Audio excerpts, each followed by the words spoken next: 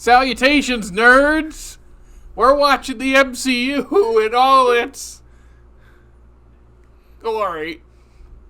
We are, of course, off Slate Media. Welcome to our Tuesday episodes, and there's, I guess it's not really a new series anymore, but the series that it's going to make Nick hate, Jared and I, it's called Phased Out, because we are just so tired. Anyway, today we are covering the first Thor, the one of two Shakespearean Thors, blonde eyebrows guy, right? 2011. Yep. Did Brandon do the second one too? No. Okay. There's somebody else was like Shakespearean, keep it. Okay. Anyway, this is the first MCU movie I think I watched before I even understood that it was an MCU thing. It was a very weird experience, shall we say? It was Thorable. Yeah, that's a good yeah. I'm done. Oh, and I hope you guys are ready for your necks to hurt a little bit. You're gonna be doing a lot of this. I watched it in my Quest, and I swear, 60% of the movie I was like, am I? Kenneth Branagh directed this, in case you were wondering. He likes some Dutch angles. Kenneth Branagh is a wonderful actor. He's directed a lot, and he has one of the most eclectic filmographies for a director. Because he started with Henry V in '89, which is fantastic. It's one of my favorite movies. And also that big 5-hour Hamlet thing with everyone in it. He did a Much Ado, I think Love's Longing, another Shakespeare. Did a bunch of Shakespeare movies. Then all of a sudden he does Thor, Jack Ryan's Shadow Recruit. Now lately, Artemis Fowl made his own super personal one in Belfast. Then he's made 3 Perot movies in the last couple years. How would you rate the Perot movies? Oh, that's hard. In accordance with the rest of his catalog, are they good compared to the rest of it? I don't know. Are they all over the place? Because Murder on the Orient Express is decent. Death on the Nile I liked, but I like the Ustinov Perot one from the 70s way better, 70s or 80s. Mm-hmm. And then the recent one, Haunting in Venice last year, was actually not bad. I actually liked it. I know that Belfast was one of my favorite movies from 2022. 2021. Oh man, I'm so old. Anyway, getting back to Thor. My first experience with the MCU. I remember it being a lot prettier, a lot brighter. I only remember New Mexico about this movie. So when I saw Asgard, I'm like, oh, Asgard does look good in this movie. Then we go to New Mexico. I don't know. I disagree that Asgard looks good in this movie. I was also watching it on an iPad, kind of elevated above me, so in a similar, it looked great on an iPad. In a similar fashion, I was gonna say I said I was watching it on my Quest, and it was stuttering. I don't know if it was the player or the film. It was just every time they did one of those fly-throughs of Asgard, it would stutter a little bit, and I was like, there is no way that Marvel would let that happen. But it's early Marvel, so maybe they would. 3 frames at a time. It's really ugly and dark, if I'm honest. It did give us Tom Hiddleston, though. Oh, so good. He is so good in this movie. Anthony Hopkins is too. I think everybody actually pulls their weight in this movie. Natalie Portman, of course. This is probably the funniest Kat Dennings has been in the MCU. No, probably this is the funniest Kat Dennings has ever been. I adore Kat Dennings. Not all of her projects, but I do like. You don't like Two Broke Girls? I don't like Two Broke Girls. Okay, it's just season. It's just another one of those. It's but she was in Nick and Nora's, and I love that movie. Oh, that's right. Yeah. That's not another Chris Laurie show, is it? No, it's a Chuck Lorre. No, Chuck Lorre. The Two Broke Girls. Ooh, that one might be. It was on CBS. It's another one of those CBS shows that never changes, just the same setup every single time. It's Michael Patrick Kane and Whitney Cummings created Two Broke Girls. I watched that for a while. Yeah, I watched the first season. I thought it was pretty good, and then it kind of just like you said, was He's the same. Yeah. So I stopped watching. Yep. But yeah, I think that's the funniest she's been in the MCU. I think every other performance is kind of just this, but a little too exaggerated. I think it's just that right amount in this one. Yeah. And then you got Stellan Skarsgård, and this you never go wrong with that man. So great. I mean, I'd even watch Mamma Mia again for him, and you know what that? Oh, Bill, and his butt tattoos. That's right. He is the one that we see walking away. We see his butt walking away. Yep. And I think somebody who doesn't get enough credit is the Warriors. Sif and the Warriors 3, when they get to New Mexico and first see Thor, and the pure excitement At the window? At the window, where they're like waving at him, it is pure comedic gold. And nobody talks about how good they kind of are throughout this movie. Like, subtly, like, listening to Loki, doing what he's doing, but, like, also going behind his back. Like, they have a little bit of play in here, whereas they don't anywhere else in the MCU. But it's nice to see them have a thing to do, because they are very prominent in the comics. Yeah. That girl that plays Lady Sith, what's her name again? Sith. Jamie Alexander. Did you say Sith? Jamie Alex? I might have.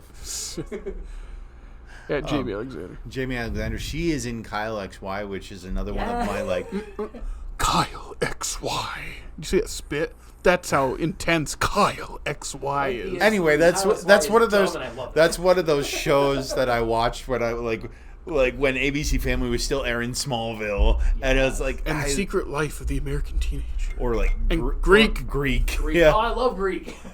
Battling it all time now, and it had low budget Ashton Kutcher in it. I don't even know his name. I want to look it up now. What was that show that all I remember is seeing an ad 10 years ago or whatever for a Jamie Alexander show where she wakes up covered in tattoos? Blind Spot. Blind Spot. She's like the queen of projects that aren't that great. I don't know. I think that lasted for like 3 or 4 years. Was I don't that think people liked it. was that I the don't think people liked it. was that the reason she wasn't? It's either the second or third Thor movie that she's not in. It's like scheduling conflict with that. It's like, okay, that I guess that is that. In a Bionic Woman remake that only lasted like 4 episodes, and she was the Bionic Woman. Yeah, I don't know. She was the girl in Kyle XY. That's all I need. When the show started getting still, like bring another one in, another no belly button person. Yep.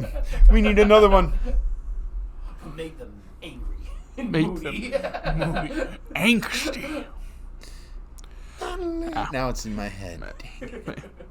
Thinking of back to Branagh as a director, I was gonna say, when you watch, especially the last like 15 years of his movies, the man loves to move that camera and loves to cut quick. Yeah. If you watch Murder on the Orient Express, there are really cool shots of like the train without a roof, like going through the rooms, and I was like, this would be really cool if it was slowed down and not cutting. It's like there are so many shots. It's called, he has this all set up, and he has a certain way of being like, let's film everything we can and get the most out of the set. Yep. That's fine.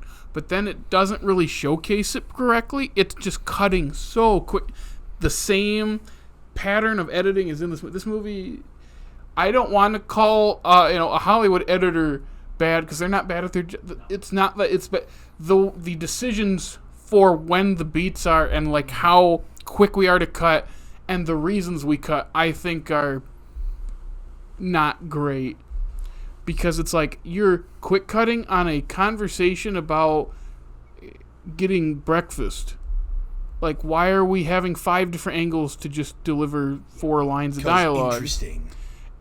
I don't understand. It's like, I guess if you're not cutting as much and it's just this one like bland, 2-shot. Sure, I can see where but that comes down to you set up this bland 2-shot about something pretty, it's not supposed to be super interesting, but because you're cutting so quick everywhere, it makes the action sequences not as memorable outside of some of the special effects. Yeah, it honestly needed some of those bland shots, some of the character stuff that Slow down. Yeah, just a little bit. And It has it a little bit, I guess. Flat. Yeah, I mean, there's the scene of them kind of like going over like, oh, what you call Yeah. magic, what we call science. I was just gonna Very good scene. I was just gonna say that I think this is the first obviously it's the first, but it's the movie where Marvel figured out how to do both the world building and the character stuff. I guess inform the character through the world building.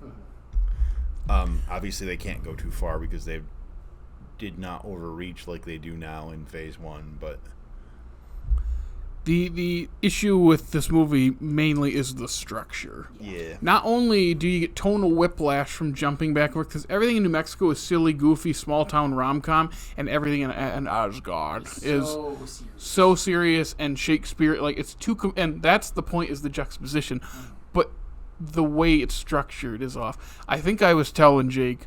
I think it's a trope for movies, but the more interesting thing might have been you start in New Mexico. We do start in New Mexico. Stay there, and you give him the amnesia thing instead of making him the fish out of water funny. It's he has amnesia and maybe still some of this fish out of water just from naturally reacting to things. And as the movie goes, you get bits and pieces of Asgard, get a big 10-minute flashback that tells you the context, and then the second movie, you go to Asgard and like what they did. I think that's probably what would have worked better, but also at this stage, it's probably we have to showcase Asgard and make it interesting to people because now we're 3 movies in before this. We got to get going. Would it be a comic book Thor without Asgard in some capacity? I'm asking Nick than you, obviously. I mean, it could be. There's big chunks of Thor comics where he does have memory loss. Donald Blake, you see it in this movie, the name tag. That's his alias that he goes under in the comics. So there are chunks where he isn't fully Thor. Do I think it'd make a compelling movie if done right? If they do it the way Jared is saying, I think it would fully work. Do you have any confidence that they would do it the way Jared is saying? Well, it's so long after the fact. Thor for the first time this far into the series, yes. But leading with him, there's no possible way they would have done that. I'm talking just natural tropes of he's dreaming and thinks of something. 10 minutes later in the movie, something else triggers. 20 minutes later, and then you get to a point where something happens that triggers like the full memory, like gets over the amnesia, or however you phrase it. Strikes him. But maybe not that, because that would kill him at this point. I think that might be how it is in the comics, or he gets his memory back from getting struck by lightning. I could be wrong. I'm speaking out of turn a little bit, but I think that's what it is. Have it be something like that. You get like a 10-minute sequence where it shows how what leads to the banishment, because the fight on Jotunheim is actually good. Yeah. It's a little long for the beginning of the movie, because when you set up the whole framing of, because you start in New Mexico, we spend like 30 minutes in Asgard leading up to that. And I get we're showcasing Thor's arrogance, his level of power. But it's too long. Yeah, His turning over of tables. But There's a lot of good food on that and I get table. we're also seeing like who the Frost Giants are for the Loki esqueness of it, but That's kind of a plot point that was kind of dropped in the MCU. You never see those Frost Giants ever again, nor do you see Loki's connection to them. Yeah, no, you see it in like What If, and like it pops up in the Loki show, but it's always like a variant. It's never our mainline Loki that is a Frost Giant.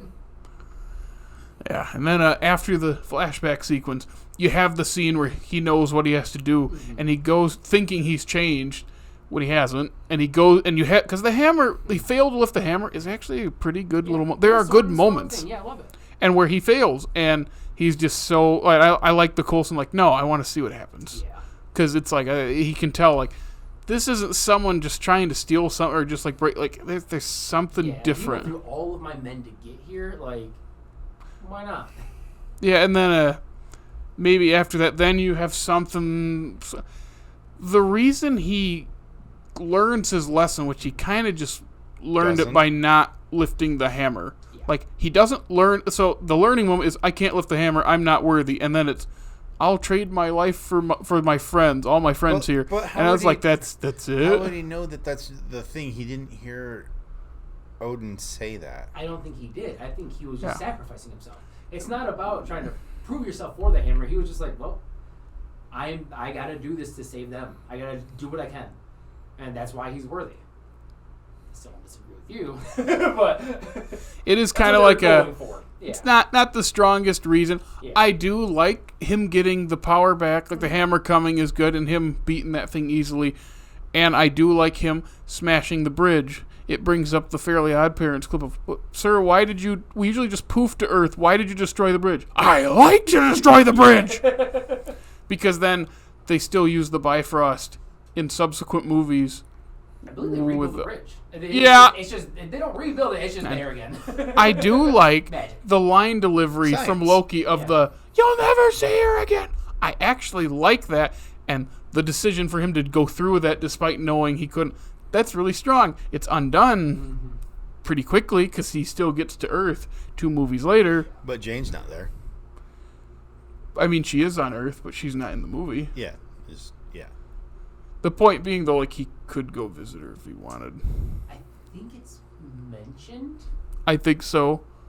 Like They she kind starts of dating somebody. Or they something? kind of like dance around Yeah. because there's the whole Natalie Portman thing with Disney. I don't know all the details, and then of course, like, the Endgame thing is weird. Yeah. It's like she agreed to let her be in it, but it wasn't her, like, for the movie. It was like a deleted scene from the Dark World that they inserted. Yeah. And there's kind of a weird digital thing because she leaves the frame, but they like leave it. Yeah, it's like weirdly focused, kind of. It's like they cut her out of the scene and put her into a different location, because they can. So, but then she, of course, Love and Thunder, she's a character again and a part of I it. actually really like in the comics. And there's that movie. Yeah. In here, she doesn't really do anything in this movie No, either. I A lot of do- characters I do don't like really. her in the Yeah, I movie. like her. I like her fighting with S.H.I.E.L.D. to try to keep all of her stuff. I like how excited she gets when Thor's actually Thor. It looks like genuine excitement and shock and all.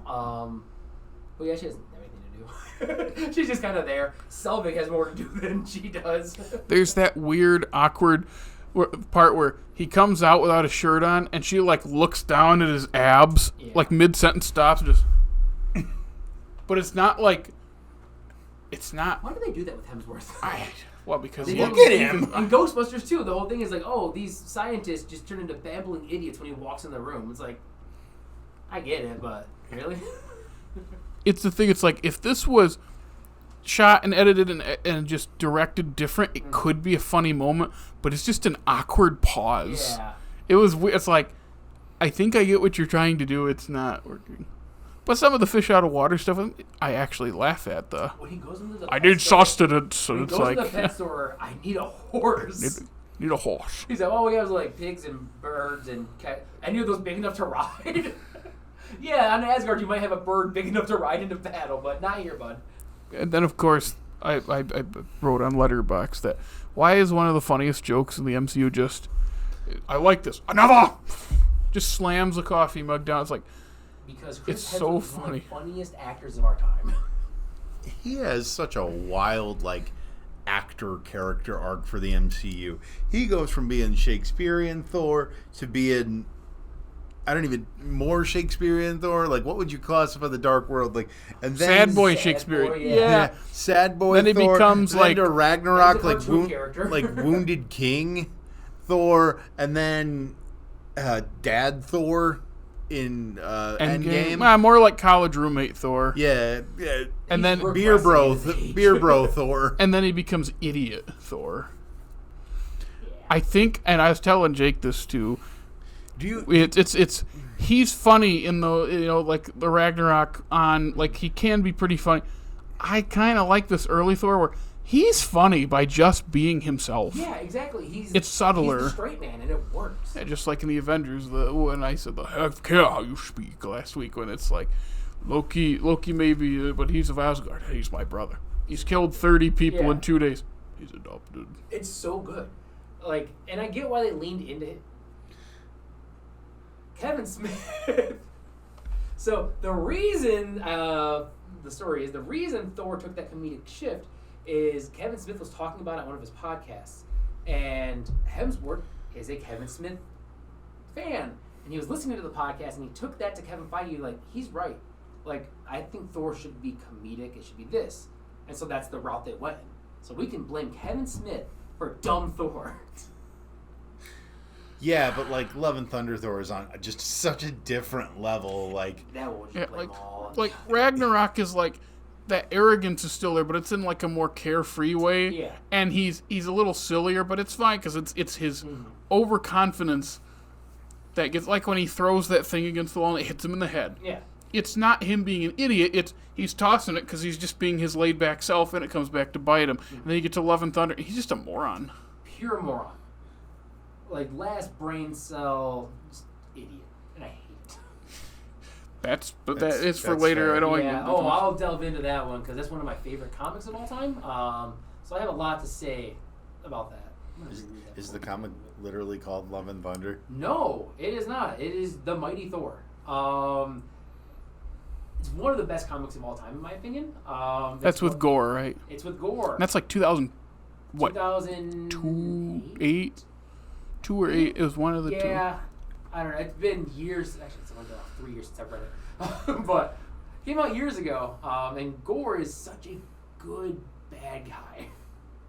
And they did Christian Bale dirty. Down the road. I'm Yeah. doing it too, but Frontstein's in here. Oh, Loki's our bad guy. yeah. So, Nick, Yeah. the casket.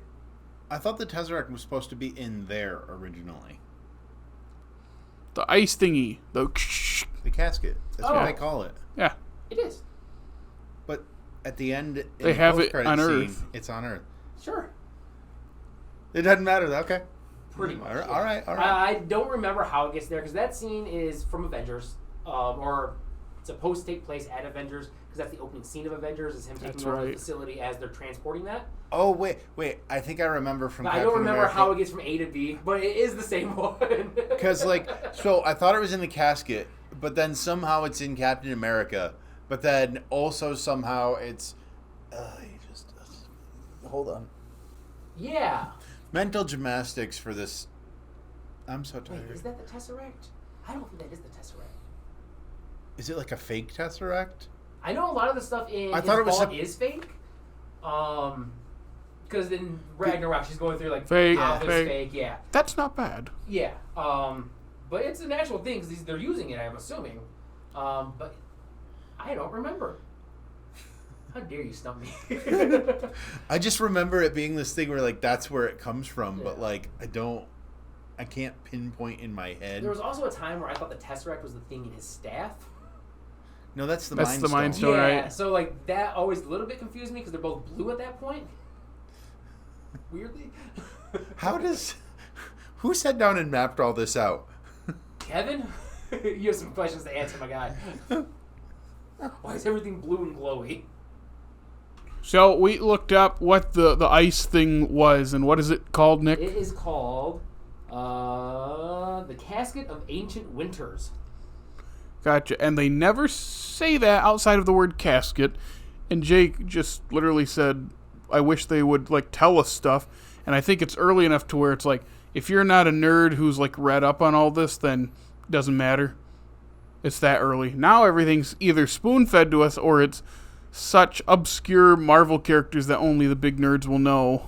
Like that girl that comes out of the hole in nowhere at the end of Doctor Strange, the second Multiverse of one? Madness. Yeah. Oh, Do you that's, know who that is? I do. See, he does. She's married to Doctor Strange later on in the comics. She is somebody's daughter. She is Thanos' daughter. No. The Watcher's daughter. No. The big face that he fights at the end of the first Doctor Strange, I think it's his Dormammu? daughter. I think Dormammu? it's Dormammu's daughter. I could be wrong on that. But So she is, that's how he bargained. yeah. A wife for a life. Oh. But yeah, I do know who she is. I also know who Puck is in the end of the Eternals. Also, Harry Styles, that's Thanos' brother.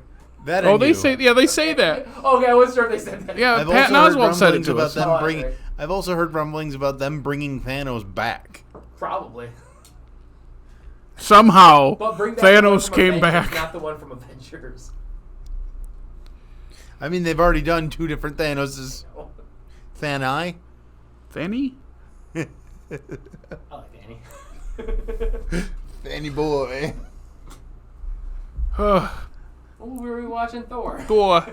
Which, whenever I hear Thor, there are 2 things that come to mind that have nothing to do with the MCU. Just from here, the word triggers. the scene from Aladdin and the King of Thieves where it is Thor, it's Genie, it's both. He goes, "What's your name?" "I'm Thor." "You're Thor?" "Yeah, I've been feeling a little something about being sore. I can't remember. Feeling a little pain lately or something like that. Then the other one is sports YouTuber named Urinating Tree. That when he talks about Noah Syndergaard, whose nickname is Thor, he's got the big long flowing locks and his last name is Syndergaard. Whenever he mentions him in a video, he was doing like a Mets video and he was doing a Mets voice like this, and he just goes, "Thor." So when I hear Thor, I hear, "I'm Thor. You're Thor," or "Thor." See, for me, it's Adventures in Babysitting. And Vincent D'Onofrio playing a mechanic in some shop, but the little girl thinks he's Thor, so forces him to like hold up her hammer, and like wear the Thor helmet. And that was my touchstone to Thor as a character for a long time. And Vincent D'Onofrio's in the MCU. He is. He's my second favorite Kingpin. Third favorite Kingpin. Who's the first? I actually really like Michael Clark Duncan's Kingpin in the Daredevil. I think that movie's not good, but his Kingpin I think is great. And then second would be Spider-Verse. I think Lee Schreiber is so good as Kingpin. Yeah. Because he's like a whole room of a man. And it all boils down to something so small. That's one Look thing at that that we've pen. never had a bad version of, I think. Yeah, but back to Thor. Did you did see this one at a premiere? Yeah. So that means it would have come out on Friday, but you saw the midnight. So it'd be Thursday Thor's night. Day. Yep. Thor originally Yep, Thor's Day. Day. Thor's Day. Is that what they called it? That we didn't then. Well, actually, my buddy Kurt may have, because he was a massive Thor fan even when we were like kids. So I could see him making that joke, probably. Joke. Joke. I could see him making that joke. I mean, weren't the Vikings Minnesota thing? So when you say that's a good joke, Minnesota, that's a good joke. Connect that part. Joke. That was great. It felt so natural coming out too. Yeah, and Ray Stevenson isn't in this much, but as you said, Volstagg. Yes. Volstagg, rest in peace. Yep. That was one of the saddest things. Like right before the Ahsoka show was coming out, and he had died, and it's like, oh man. He's so fun in these movies. Like he doesn't get a lot of play, but like of the Warriors 3, Volstagg's probably my favorite. He's just so jovial, which is kind of like opposite of a lot of Ray Stevens' like work. Just being the big jolly fun guy. It's nice. He's not big jolly fun in RRR. Yeah. He's a bastard. When he just popped up there, I was like, what is he doing in this movie? I know. I was so happy to see him. He is the one that grabs the gun, Yeah. the bad guy. Oh, I love that movie. It's so fun. But yeah, but that's when I saw he was in this. I was like, wait a minute, who is that? Is that? Oh man, now I'm sad. Yeah. I think he stays as Volstagg through. Yeah, he's all three of them. Yeah. I think the only one that changes would be Matt Dallas. Josh Dallas. Or Josh Dallas, yeah. Switching over to Fandral. Zach Levi for the second one because of Once Upon a Time. And and like Josh Dallas as is Fandral, right? Yep. And it's like he's got the golden locks and the mustache and the ha-ha type thing. It's like, this is literally just Kenneth Branagh in the movie. Because all I think of is his Harry Potter character, Lockhart, right? Gilderoy Lockhart. It's like, that's just Lockhart. Because that's what Kenneth I have not read Chamber of Secrets or any. I've only read the first book, but even watching that way back, I was like, oh, that's perfect casting. This is such a great character. I do love Kenneth Branagh. Like I do think like when people talk about some of the best like stage actors and just actors in general of the last like 30 plus years, it's like I think he's in the conversation. Even if it's a little more mixed on what he's been in and what he's made, like he's really good. And that seems to come from a love of just the art of acting. Like from top to bottom, whether it's stage, screen, anywhere, he just seems to adore the art. When you watch his Shakespeare stuff, I've only seen Henry V, and I've seen scenes from like because I've also seen like Olivier's stuff, in Shakespeare stuff. It's like I like how they're different, but there's just something about Branagh. There's like this. I don't even know how to explain it. It's like a lighter feel, but it also can be like twice as gripping and emotional as Olivier. Nothing against Olivier. Olivier is one of the all-time greats. And most people say on stage he was even better. But there's something about Branagh's, the way he recites Shakespeare, especially the St. Crispin's Day speech, the big speech from Henry V. It's like, there's something about his performance that is just so good. It's also crazy that he directed and starred in that when he was 28. That's, all of us here are older than that, and I could not see myself making something like that. I can barely make myself breakfast at 35. So you say that, but I like your cooking. Yeah, I know. Come to think of it, I've had both of your cooking quite a bit. I tend to eat a lot of both of your cooking. We know what you like and don't like. Make sure not to That's edit true. it for you. Okay, yeah, that's... You really want to make a bad time for him? Just make anything with that is primarily cheese. So this guy, here we're talking about food. Remember we mentioned, we're going to talk about, this guy has this, it's mac and cheese. I asked you, though. He did. You, No, wait, I asked this you. This is not, this is actually praising you. This guy's, like, super cheesy layered mac and cheese is wonderful. And it nearly destroyed me. And he warned me. And I said, I will try. And it tasted great. Didn't feel great. He also made, what is that pasta called? You got it off like a TikTok video. Yeah, I got right? it off. It's penne. It's chicken penne pasta with garlic parmesan sauce from B-Dubs. I And figured it's out a really better good. way to make that, though. It's really good, and it wrecks my stomach. We've had it a couple times. I figured out a And better it's- way to make it with less cheese and... There should be less chicken than last time. You had a lot of chicken in that.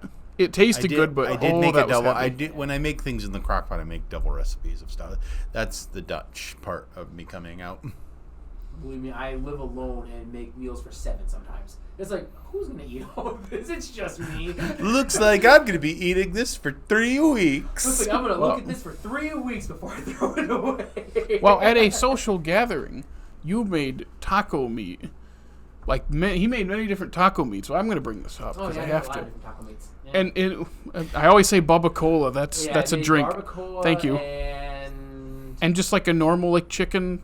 oh meat. yeah, I made. Yeah, and then regular he spicy made chicken, yeah. and he made two like basically 2 of those of beef because he goes, oh, beef's the most popular. I'll make these other 2 because people do like chicken. Yeah. No one touched that beef but me. They Did you eat it all? no, but A majority over the next day or 2. well, it was during that social gathering. I was I kept going up and you're like, how much have you had? I think I had 7 tacos. I kept going up and eating it, even when I wasn't super hungry. I'm like, I kind of feel bad that he made all this beef and no one is touching it. They're touching the other stuff, and they're going through the topic. Like, they're eating his food, but I they're made not so touching. much of it, expecting it to just last, and I'm like, oh, you guys are just kind of flying through all of this. Yeah, the same thing with your pulled pork. That was so good, and I just kept going up and eating when most people got like 1 or 2. I think I had 6. Spread out throughout a couple hours, and you're just like, just take some of this home. I'm like, are you sure? You're like, I'm not going to eat this. Please take it Yeah, home. I was like, I Does, cook for others, not myself.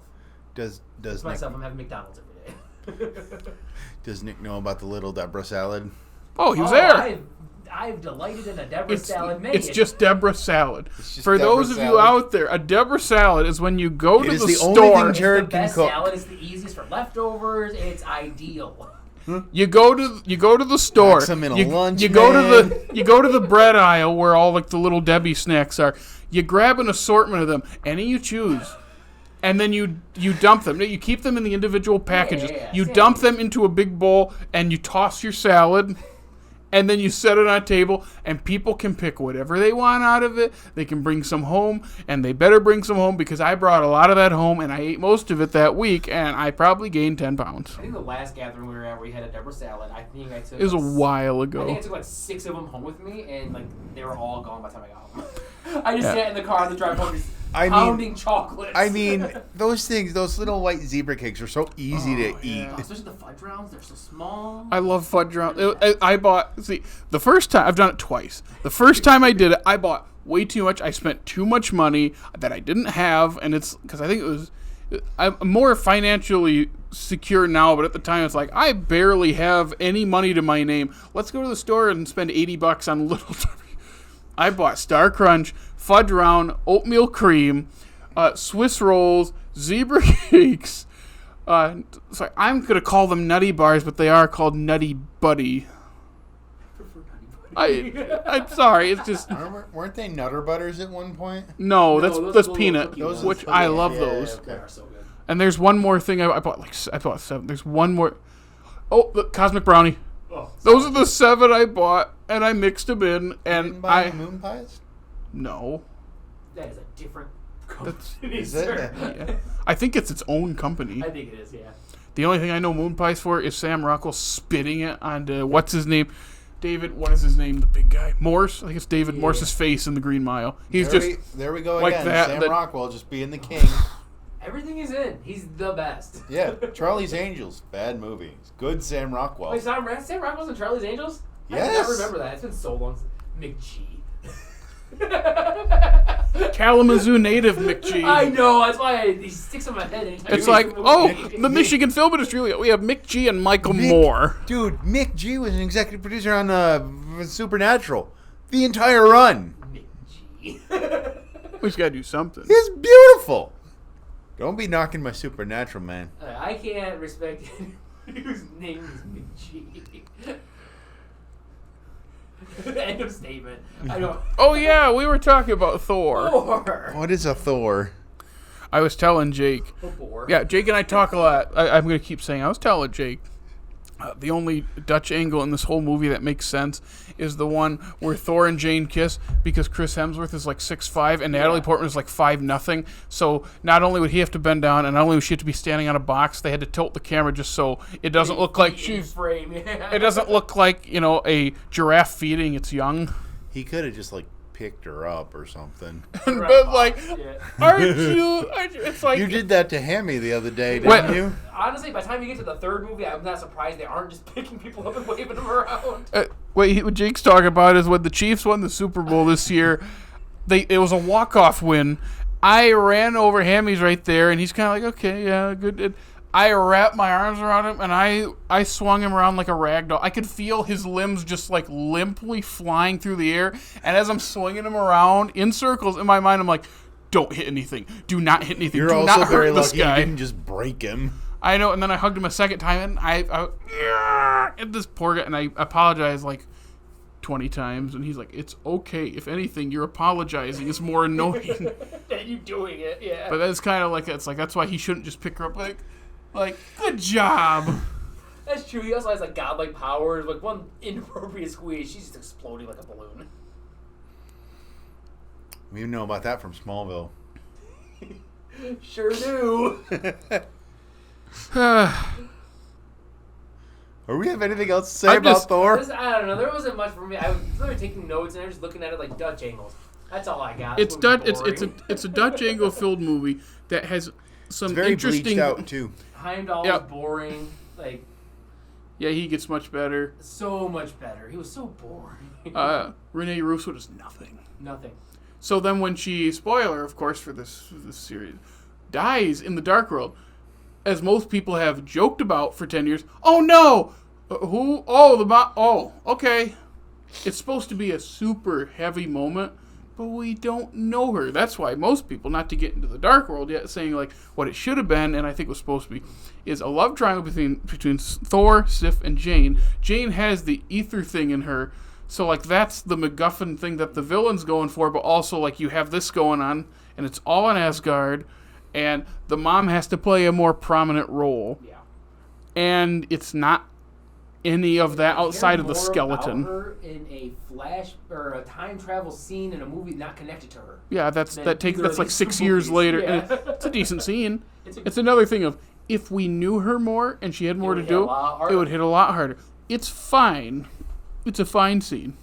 But then it's you get to these movies, it's she doesn't do anything. And also, again, another movie, just like last week with Iron Man 2, it's another movie that has a lot of heavy lifting to do, doesn't do that much of it, No. but is it has so many things happening, because it's oh yeah, we're in two places at once. Oh, and there's the Loki identity thing. Oh, and the Frost Giants and Laufey are part of it. Oh, and the whole thing with S.H.I.E.L.D., and the whole thing with him reclaiming the hammer, and the whole thing with there's just so much So when you get to because there's 2 climaxes, as I think I mentioned that last week. Mm-hmm. So instead of one super long one, the one in New Mexico is not super. It's pretty short because that's the first half of it. Because then they go to Asgard and it's the bridge fight. Well, it's in the thing and then on the bridge. Which again, it's like I get that they're both gods or what they explain that. I feel like Loki should be because he duplicates himself at one point, which was cool, and of course the lightning ends it. I like that. Yeah. He's fighting him. He's just punching him and hitting him with his spear. It's like I feel like he'd be doing more mind trickery stuff, and he's got the little knives later. It's like I feel like that's what he would be doing to fight his brother. Yeah. Because I feel like getting punched by Loki is not gonna hurt Thor that much. Growing up together and kind of knowing Thor's limits and what he can and can't do, like you would think and vice versa. Exactly, you would think he'd be playing tricks on Thor, and Thor would be looking out for those tricks the whole time. And one problem with Thor as a fighting force in these movies when it's not an army is it's without the hammer. Sure, he's got the lightning, but that hammer, one hit, you're dead. Yep. So that's why it's like you can't get hit by the hammer. So when he's fighting Loki, it's like he's not gonna hit Loki with the hammer. No. It's literally the core of a dying star. Like I do like how to keep him there, he just lays the hammer on him. So good. That's good. Yep. And again, the bridge smash and the line delivery, you'll never see her. It's good. There's good pieces. Yeah. It's just kind of a mess. Last week was a controlled mess. This is a little more of just kind of a, I don't want to say lazy mess because there's clearly effort put into parts of it. Everything on Asgard, a lot of effort. Everything in New Mexico is kind of bland. And I get what they were going for, like bringing the shield aspect of it in there. But Again, if the whole movie was just New Mexico, and then the second movie is mostly Asgard, I think that works better. We're a decade removed, so we can say stuff like that, and anything we come up with here is always going to be better in our heads than anything they make. With 30 movies of knowledge under our belt, yeah. But it's a start. It doesn't get better right away in his movie series. Or at all, depending on who you ask. Yeah, I was going to say mixed after that, but I think we can agree these first 2 movies are kind of bland. The second movie looks better. Yeah. Not only because it's a couple years later, but also just the way it's designed. But that's like the highest praise I can give from remembering. I've only seen The Dark World once. And that's usually one that most people forget about. Not I know, not you. Doesn't mean I enjoy it, but not I.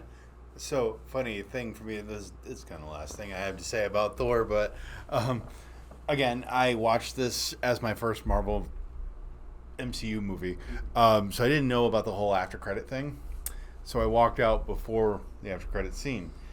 Fast forward to Avengers, and I'm like, wait, how? What? Why? What is happening? Yeah, I guess the random Selvig eyes glowing in Avengers would be a little off-putting. Like, what? Why is Loki? I thought he died. Did he fall into the what? Oh yeah, he fell into a void. Oh yeah, we got to keep a count. If we remember in subsequent episodes, how many times has Loki died? Oh, there's one. Falls into a black hole, but then no, he's okay. Wait, in this movie, well, so you see, we know what happens to people in a black hole. We've seen Interstellar. That is still one of the funniest things. Don't leave me, Murph. You're my ghost, Murph. I've never seen a movie that I was so enthralled in make me laugh so hard at the climax. At the wrong moment. At the wrong moment. Just hit again. Should have just ended it when he jumped into it and called it good. I don't think it's a bad ending. It's just or the even way like it it's played silly. Out, it just doesn't work. With and of course, again the yeah. It's what so if funny. it's that when he goes into the event horizon, the singularity, whatever it is, it just flashes to him waking up. It would have been so much better. I don't need everything.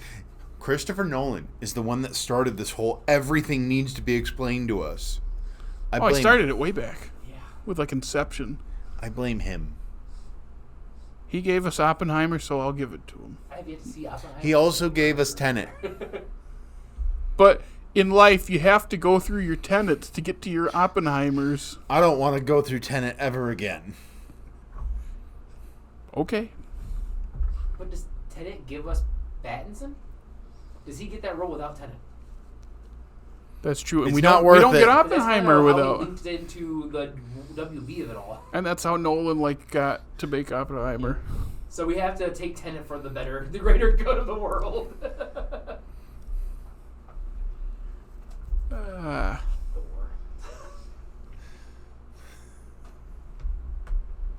Yeah. Yeah. Anyway, if you're enjoying following us along on this path, Jared, tell them where they can get more of us. You can follow us on Facebook, Instagram, the funny TikTok, and X. Formerly known as Twitter. And you can listen to us. And you can listen to us on Apple, Google Podcasts, Spotify, iHeartRadio, and hey, if it's YouTube, like, subscribe, comment, ring our bell. Make sure you like and comment on all those apps, and check out our groovy website. We promise Nick will update it at some point. On it.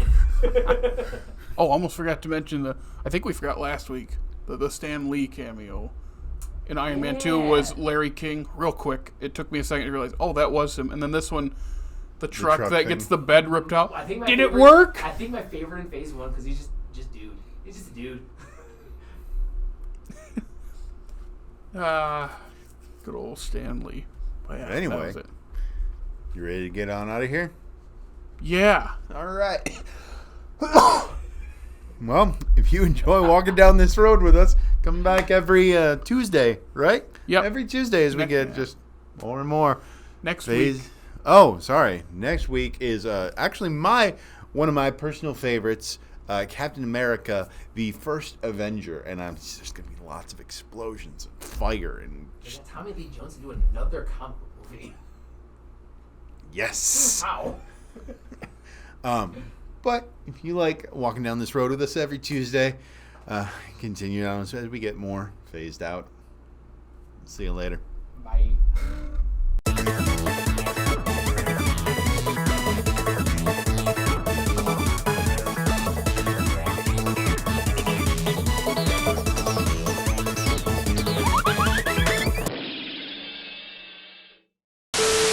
There's nothing fun really about it. Do you know what? Why did it just blank? Anchor. Stranger Than Fiction. Stranger Than Fiction. I was thinking Theory there. It's in his top 10. Yeah, and it's such an underrated. He can stay. movie. Yeah. He wasn't playing Rocket League with us. What are we gonna say about this one? It's ugly. It stutters. We don't talk now. You'll say everything before we start. Are you Dutch at all?